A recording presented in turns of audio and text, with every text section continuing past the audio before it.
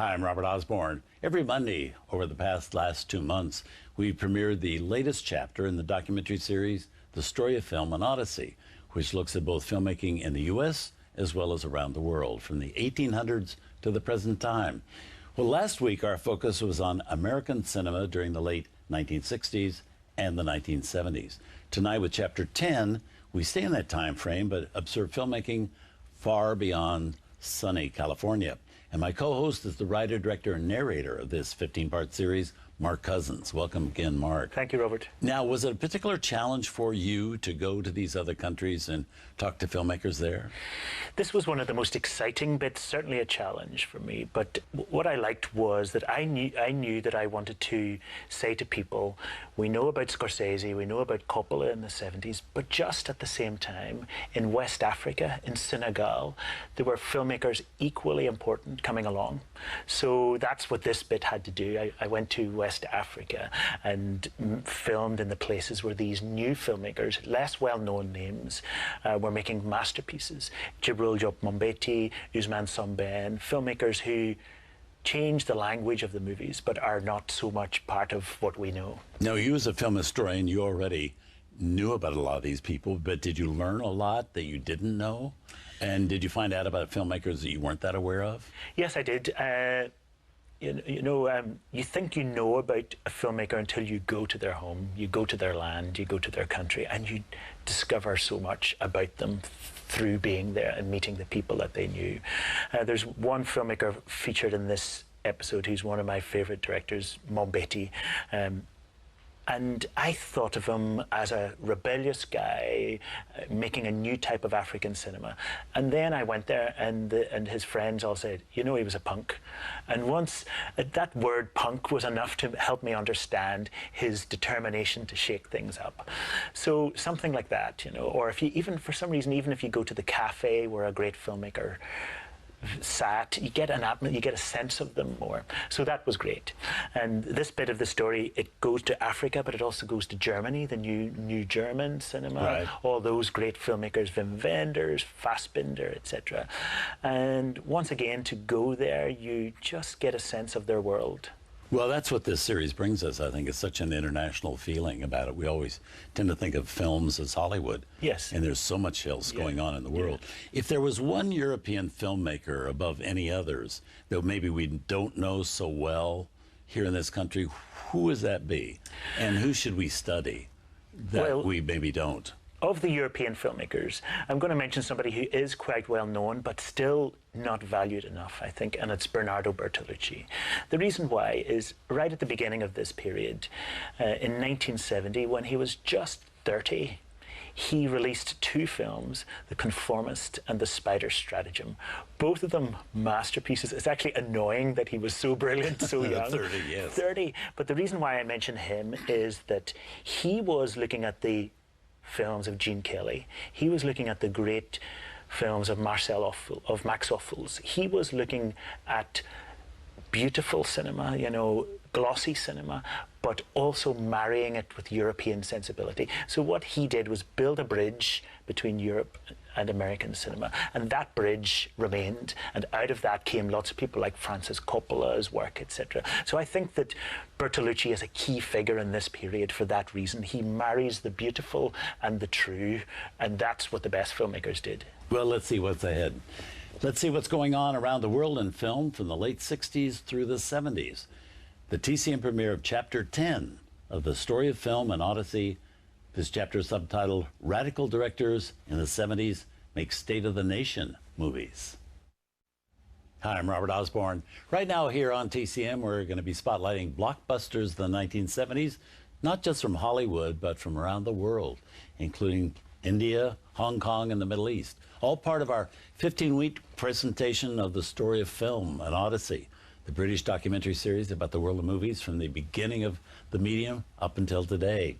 And joining me, as he has been doing every Monday, is the man who made the documentary, film historian Mark Cousins. Welcome again, Mark. Thank you, Robert. And for those who haven't been with us as much as they should for this wonderful series, give us some of your credentials. Why did you feel you were a man able to take on this daunting cast? Yeah, it was a bit foolhardy. I've written 4 or 5 books on cinema, and I teach film history. I studied film history, and I make documentaries. And I tried to make something that would look at film from the filmmaker's point of view. You know, how do you come up with a new way of staging a scene or something like that? So I wanted to make something that wasn't theoretical. It was more from the filmmaker's point of view. Well, I think it's good that you're here too, because we can tell by talking to you, you know a lot about what you're talking about, and you're passionate about it and everything like that, which goes a long way to describe, you know, a man who should be doing this. Yeah. I wanted to make a love letter to cinema. I wanted to be full of the passion that a love letter has. We also have to say this is your vision of the history of film. You know, you're not saying this is everybody's vision, but you're also bringing in, I think, the very important thing about the international aspect of all of this. We tend to think of film as Hollywood film, but it goes so far beyond that. As this section shows, you know, there's so much about, even in popular cinema in the 70s. Let's talk about that. Do you think has that been good for film? The fact that, you know, you say that Disney makes a film like Pirates of the Caribbean and based on a ride at the Disney park or something like that. What is that doing to filmmaking? Well, I think that we wouldn't all love cinema. We mightn't even be watching this show if cinema hadn't been about escapism, if it hadn't given us those joys of escapism, the magic carpet ride. That's why I love popular cinema. But I don't want movies to repeat themselves, to be cookie cutter, to be too formulaic. We seem to be doing a lot of that We do now. a lot of that in sequels, etc. Right. So we must celebrate popular cinema, but also require it to innovate too. It just cannot do the same thing because we get bored. You know, and I go, when you know that when you go to the movies, you sort of want to see something you haven't seen before. Right. If you see it all, if you're ahead of the story, that's no good. Right. And the great innovative films of the 70s were coming up with new things, new ideas. Is that going on around the world? Movies that we're not aware of because, you know, certain movies in a certain country might be popular in India or something. Yes. Are they doing a lot of sequels? Yes, Hollywood and Bollywood, the twin sisters of the movies, have loved sequels, always have. They've loved repeating formulae because, you know, it's safe. It's safe, it pays, it brings in the money. So Hollywood and Bollywood have made great films, but they haven't often done the R&D, the research and development for cinema. They haven't been the think tanks. We've often had to look elsewhere for that research about how to make a new type of film. But in the 70s, there were certain films in Hollywood and Bollywood that were new, that felt new. But we get into a lot of that in this chapter, right? But let's have a look. Here being shown for the first time on U.S. television, the premiere of Chapter 11 in the story of film and Odyssey. This chapter is subtitled The 70s and Onwards, Innovation in Popular Culture and Around the World. Hi, I'm Robert Osborne. Every Monday since September 2nd, we've been showing you the first 11 chapters of the documentary series, The Story of Film and Odyssey. With each segment, we've seen how the movies have changed from the turn of the 20th century up to the 1970s, both in the U.S. and around the world. Right now we have Chapter 12, which is about the films of the 1980s. Now, not only were movies changing again, but also changing what was going on in the world to make that happen.